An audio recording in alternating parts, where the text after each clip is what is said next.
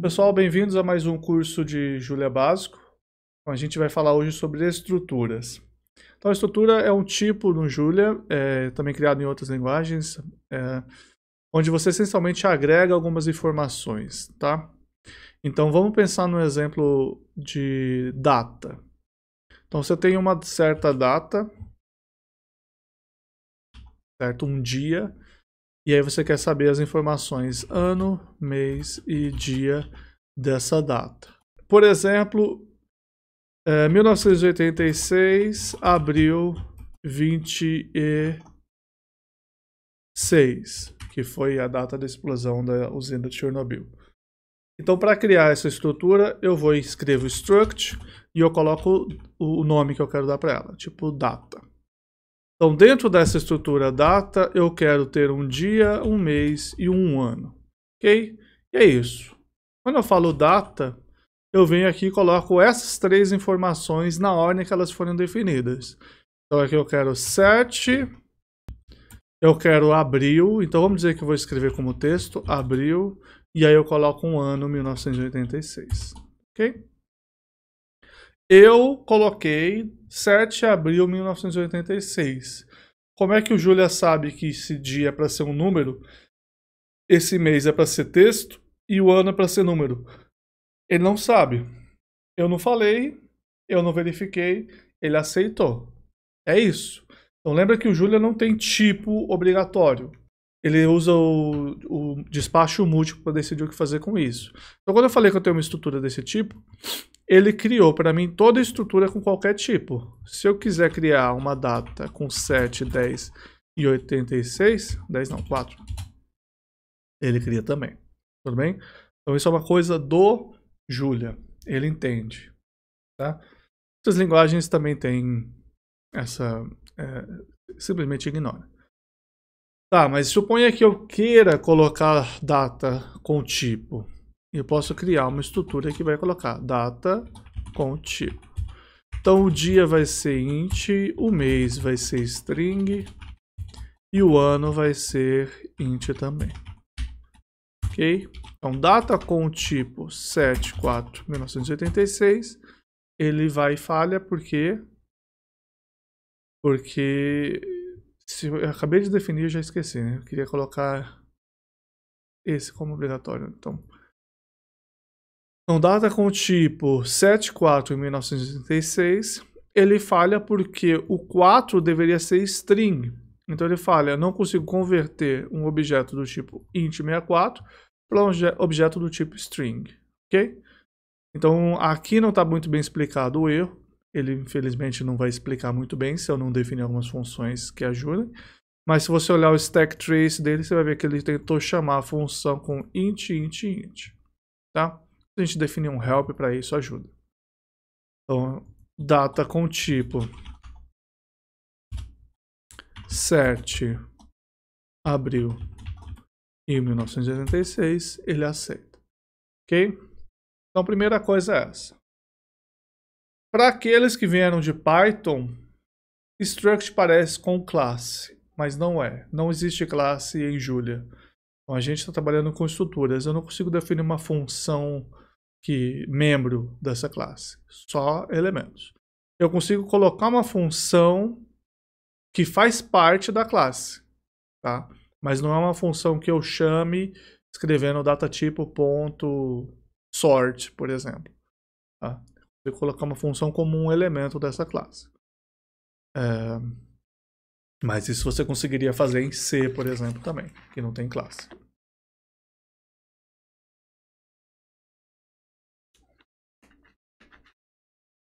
Então a segunda coisa aqui é quais são as maneiras de eu criar essa classe.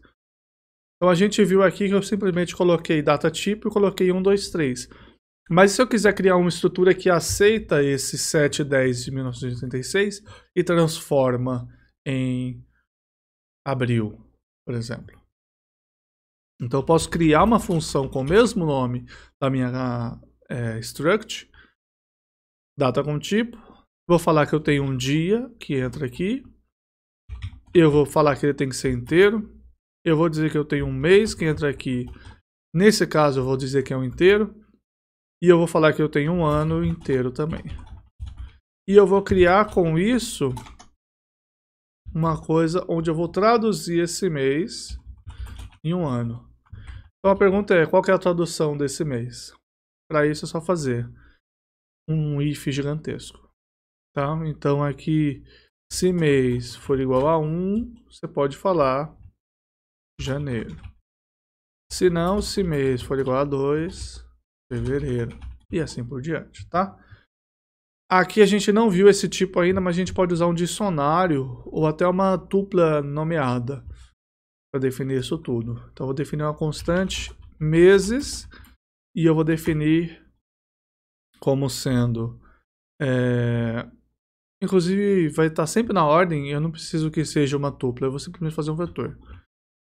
Janeiro, fevereiro. Então se prepara para o corte aí. Então eu criei aqui um vetor de meses. Esse vetor tem a ordem dos meses, que é importante para poder fazer a substituição. Então 1, 2, 3, etc. Então qual que é o mês que eu quero? É meses, mês. Então data com tipo 7/4/1986, ele traduz, tá? Você pode, e muitas vezes isso vai ser útil, usar um which, @which, e ele traduz para mim falando, olha, essa função data com tipo, com essas informações, está, aqui não tem arquivo, então ele está falando que está no 201. Na hora que tiver um arquivo ele vai dizer onde é que foi definido, tá? Então é bastante importante para saber o que ele está chamando aí, beleza? Enquanto se a gente fizer com a outra opção, ele fala que está no 198, que aí seria outro arquivo. Note que também nada impede de eu chamar a data com tipo 0, batata e -1, tá? Então um exercício para você, e você fez isso já na aula passada, faça uma função um pouquinho melhor que essa, que vai traduzir, que vai verificar a entrada. Então se entrar um dia que não seja entre 1 e 31, ou se você estiver empolgado entre 1 e o máximo de cada um desses meses, ele vai dar erro. Se o ano não for maior que, sei lá, 1900, vai dar erro. Se o mês não tiver entre esses, vai dar erro, ok? Então esse exercício vou deixar para você fazer. Qualquer coisa, deixa um comentário com a sua resposta e eu posso te responder se está legal ou não. Ok? Então, beleza. O básico de estrutura é isso. Você pode usar essa estrutura como se fosse um tipo, tá? Então isso é bastante importante. Você pode usar como se fosse um tipo. Então a gente fez uma função... deixa eu pegar uma função aqui. Função mais 1. X. Então quando eu faço mais 1, 3, ele retorna 4. Se eu fizer mais 1 e data com tipo... Claro, isso aqui não vai dar certo. Vou colocar uma data assim. Se eu crio uma certa data, tipo data com tipo 0... Não, vou colocar a data bonita. 7 de abril de 1986. E eu fizer mais 1 de data, ele vai dar errado. Ele fala, não existe função para isso. Tá? Ele está querendo fazer um mais desse data com tipo e do 1. Mas eu poderia simplesmente definir uma função para quando eu chamasse mais um elemento que é um data com tipo. Então o que eu faria? Eu vou somar mais um no dia, simplesmente. Então eu vou retornar um data com tipo, onde eu pego o dia do X e somo 1, pego o mês e o ano. Então data com tipo... data tá aqui, 7 de abril. E se eu fizer mais um, ele dá 8 de abril, beleza? Então, isso é uma das coisas importantes de se usar tipo. Você pode definir que a entrada é daquele mesmo tipo. E isso é uma das coisas importantes do Julia. Despacho múltiplo. A mesma função, com o mesmo nome, ela funciona diferente para tipos diferentes. Algumas das coisas legais. O que eu gostaria de imprimir bonitinho esse tipo? Então, vou definir a função print. Então, lembra que a gente fez print lá, x igual a x? Ele traduz e ele faz essa coisa escrita bonitinho. Então, eu vou definir a função print. Olha só. Eu quero definir a função print para quando eu passar uma data com tipo. Só que aqui eu tenho o seguinte, porém. Como a função print é uma função do base, eu vou importar ela. Base print, tá bom? Então isso aqui é bastante importante para ele não dar warning. Então eu vou fazer um print x data com tipo e eu vou imprimir x x dia de x mês de x ano. Então vai ficar 7 de abril de 1986. Então eu vou fazer print data e ele fala 7 de abril de 1986. Note que se eu escrever só data, ele ainda faz essa coisa. Mas até isso eu consigo mudar. Eu vou fazer assim. Eu vou importar show. Essa função aqui é show, cara. E eu vou imprimir x. Que inclusive eu posso fazer assim. Show igual a print x. E quando eu escrevo data só, ele falha, aparentemente. Ah, porque eu preciso fazer show io x. Esse io eu deveria colocar aqui também, tá? Esse io é para onde que ele está imprimindo, tudo bem? Então aqui eu rodo. E aqui eu rodo também. 7 de abril. Beleza? É uma maneira de você traduzir a sua função, escrever algumas definições básicas para ela. Sim, eu posso mostrar várias funções que usam o mesmo método ou methods. Então ali no meu caso eu fiz mais um. Então eu consigo ver quais são as funções que tem mais um definida. Ou melhor, quais funções com o mesmo nome mais um existem, tá? Então mais um para quando x é data com tipo e uma mais um para x geral qualquer.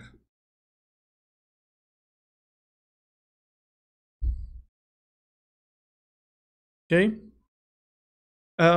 Às vezes você quer ter uma estrutura que você pode mudar, que é o nosso caso do dia. Então eu fiz ali um dia, uma data aqui. Então eu quero fazer um data ano igual a 2010, por exemplo.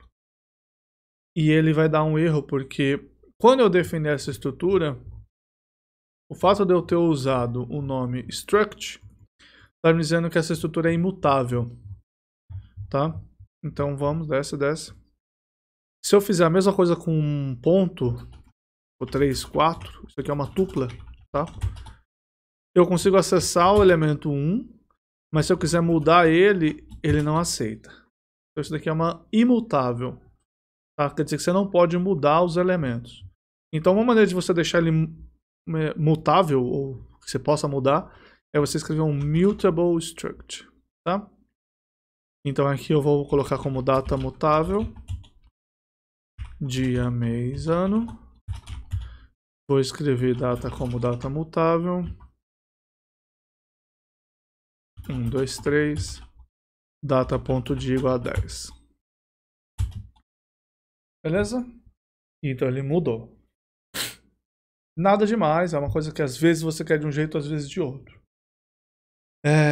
O padrão é ser imutável, porque muitas vezes você quer criar uma estrutura que você não quer sair mudando depois. Mas se você já sabe que você precisa mudar, você coloca um mutable. Outro tipo de estrutura importante é a estrutura abstrata. Então eu trabalho muito em otimização e a gente tem lá um modelo geral e você tem vários modelos que implementam aquele modelo. Então um modelo abstrato, e aí eu tenho um modelo que vem de diferenciação automática, que implementa ele. Eu tenho um modelo que vem do pacote Qtest, implementa ele. Eu tenho um modelo que vem do Jump, que implementa ele. E assim por diante. Você cria, por exemplo, uma API abstrata, e aí você cria modelos que implementam aquela API. O que eu vou fazer agora é criar o tipo abstrato para vários tipos de datas diferentes. Então eu vou criar um abstract type e eu vou colocar datas. Tá? Eu vou colocar aqui... Vou colocar datas mesmo, tá? Só tá pra gente, não precisa de um nome muito bom. Então, datas. Quando eu criar um mutable struct, eu já criei lá em cima a data, mas então não posso repetir o nome. Vou criar um data subtipo, que vai ser do tipo datas, ok? Então esse data subtipo, ele tem dia, mês e ano. É o mesmo data lá de cima. E eu vou criar um outro mutable struct, que é data com horário. Data com horário. E tem dia, mês, ano, hora, minuto, segundo. Então olha só.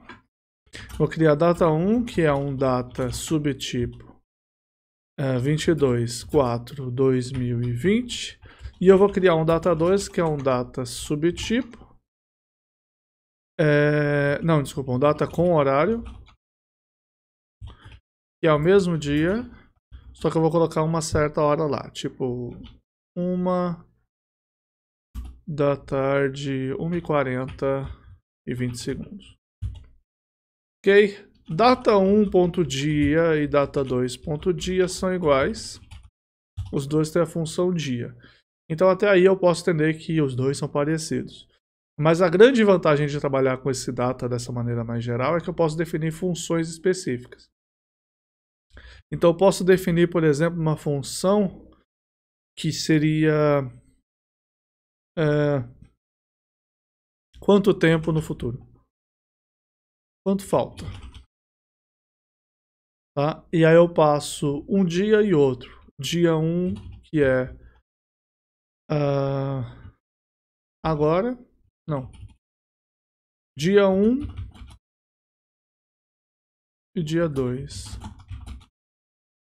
E eu falo que os dois são datas. Tá? E aí eu quero calcular essencialmente quanto falta para o dia 1 chegar no dia 2. Tá? Aqui eu não quero fazer muita conta, porque eu não quero sofrer. Vou deixar você se divertir em casa. Mas digamos que eu posso definir que quanto falta dia 1, dia 2 é alguma coisa do tipo dia 1 menos ponto dia menos dia 1 ponto dia 2 menos dia 1.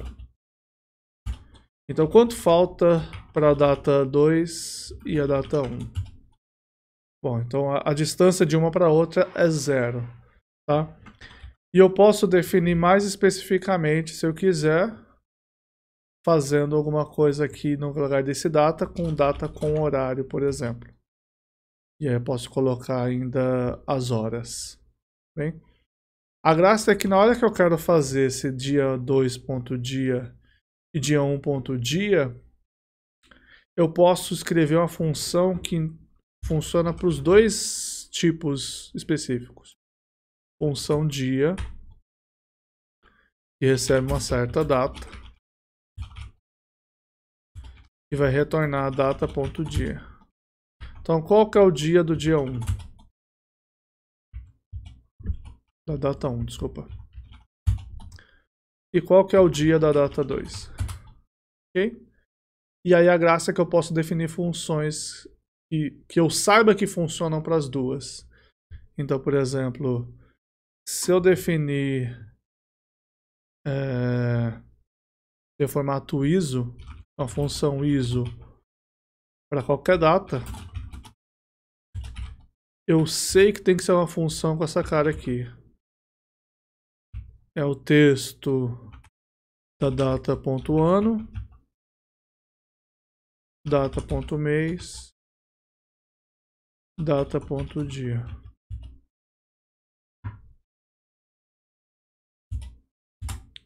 Então, ISO da data 1. Aqui é datas, não data. ISO da data 1 e ISO da data 2. Funciona, beleza? E aí eu posso definir funções específicas. Por exemplo, ISO da data, quando for uma data com horário, não é só isso aqui mais. Vai ser também 2 pontos, data, ponto, hora. Aqui eu não lembro se é 2 pontos o correto, tá? Não use isso daqui como ISO. Minutos e segundos. Então, ISO data 1 continua sendo o original e ISO data 2 ele falha porque aqui é minuto.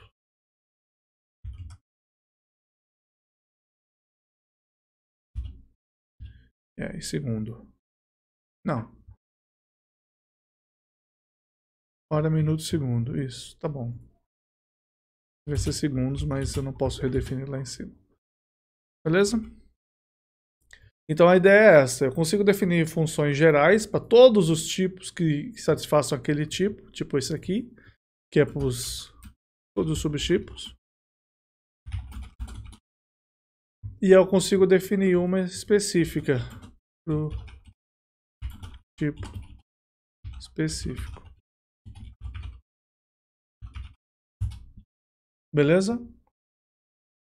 Como eu falei antes, e foi apontado no chat, eu posso usar methods para ver todas as funções com esse nome, tá? Então eu defini ISO para data com horário, eu tenho uma data geral. Eu também defini aqui que eu defini errado no começo, tá? Mas a ideia é a mesma. Então, pessoal, essa foi nossa aula de estruturas em Julia. Isso fecha as nossas aulas de Julia básico. Se você tiver mais algum tópico de Julia que você acha básico, interessante, por favor, se inscreva, deixa um comentário no canal, me segue no Twitch ou no Twitter e me avisa lá alguma coisa, pode fazer um pedido. Também estou sempre no Telegram do Julia e no Slack do Julia também. Os próximos tutoriais que a gente deve fazer vão ser de Julia avançado e alguns tópicos específicos, ok? Então, se você tiver algum interesse em particular, por favor, deixe um comentário aí pedindo esse tópico. Então, se inscreve e ativa as notificações para poder ver quando eu ficar online, ok? É isso, obrigado e até a próxima.